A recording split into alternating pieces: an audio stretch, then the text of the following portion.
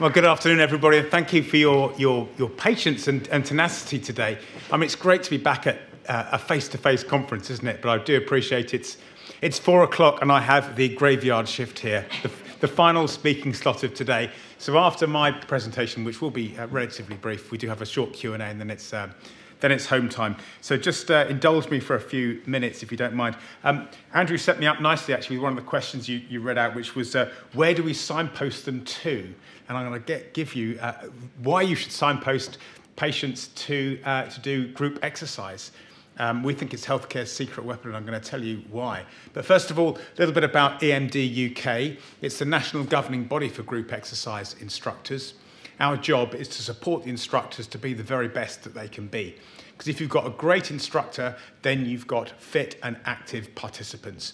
And by doing so, then we're creating the active communities, which is the vision, really, for EMD UK overall. We're also a system partner of Sport England, which some of you may know is where they've invested in about 130 organisations around the country to deliver their strategy, uniting the movement within communities across England. And they're particularly interested in what we can do because of the reach that group exercise has. But just so there's no confusion, group exercise, you might notice fitness classes. It's basically the same thing, an instructor-led session for 2 or more people, often involving music and equipment. It's hugely varied, actually. So this could be boot camp in your local park. It could be yoga in your school hall. It could be dance fitness taking place in a leisure centre.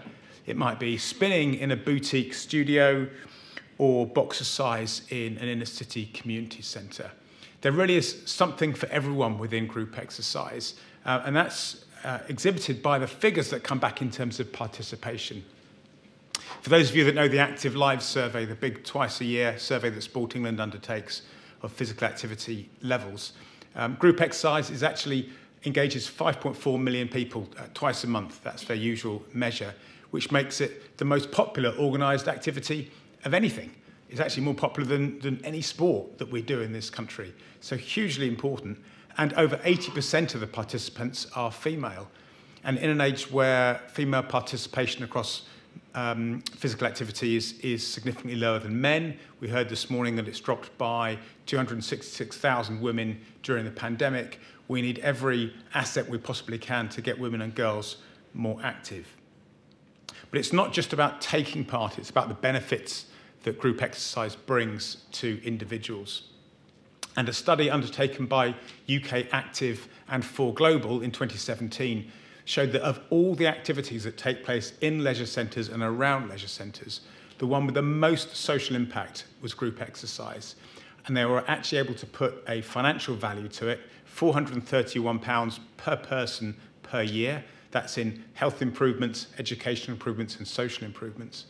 And group exercise was also ranked the top on health and well-being benefits.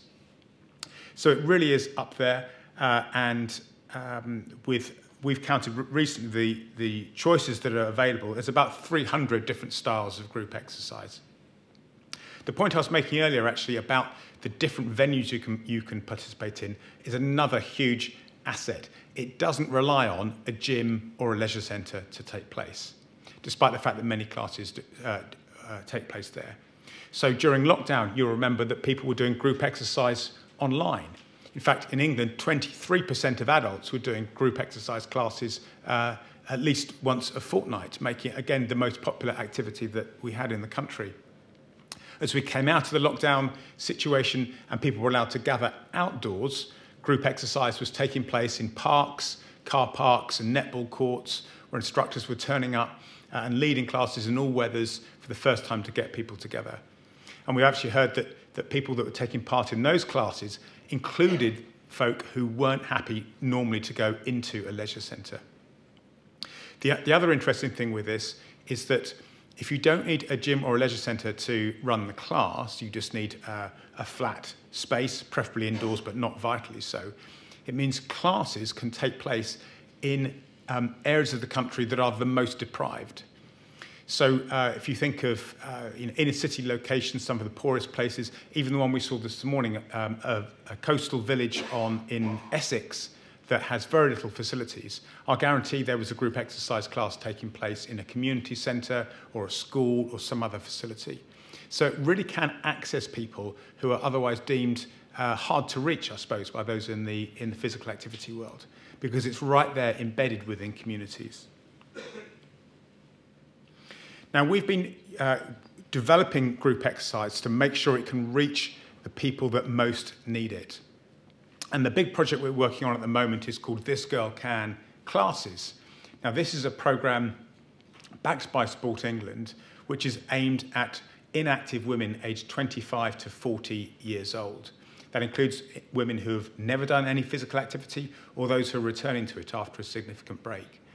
And the class itself we've designed, which is based on several components that are built into each one. There is a yoga-inspired stretch, there's dance fitness, there is a toning session, and there's a movement session. And over the course of 8 weeks, women will experience these different building blocks, gradually get fitter, and then work out where they want to go, which one they most like to move on to at the end of the 8-week session. So the idea is not to retain people on, but to give them a pathway out into other activities. So far, we've trained up 200 instructors all around the country, operating in leisure centres and in community settings, and each of those will be getting dozens and dozens of women active on a weekly basis. If you want to find out where the nearest class is to you, go to thisgirlcanclasses.org.uk, and there is an activity search function on there, and you can find out where those classes are happening. But as well as that large-scale program, we've also been supporting more specific programs here for people with specific requirements. So through the Tackling Inequalities Fund, which is another Sport England-backed project, we've been working with Sosa Fitness, who have helped over 2,000 people with long-term health conditions and disabilities to access seated exercise classes. We've worked with Drum and Bounce, which has given free exercise classes to women at a South Asian women's refuge, decreasing their stress and breaking down language barriers.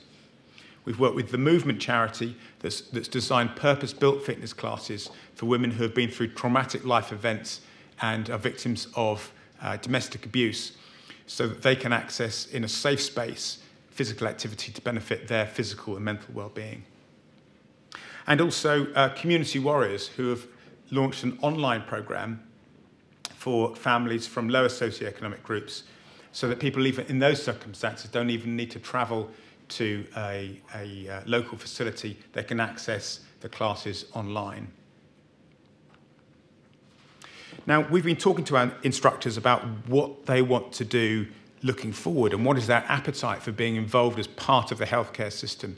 And there is huge interest in this. More than half said they wanted to be involved with social prescribing, a higher proportion with an exercise referral program, and many are already involved with things like falls prevention, cardiac rehab, and stroke rehab. So there's definitely an appetite for it. But the problems they're finding, and they're saying to us, is they're not sure how to take the first step in here. They don't know who to contact. They don't know how to navigate the local healthcare systems. They don't know a primary care network from a clinical commissioning group, and I'm not sure everybody does necessarily. So we're trying to help them through that process. And I think actually the speakers today have been really helped me understand that landscape better. So we want to really offer EMD UK and the 40,000 fitness instructors we have on our database as a workforce solution to some of the physical and mental health challenges we've heard today. To go back to that original question, who do we signpost them to? Well, signpost them to us. We'll help you out, and we'll signpost them on. We want to open up the discussions and find out what else you want from us as a governing body and from the instructors as practitioners.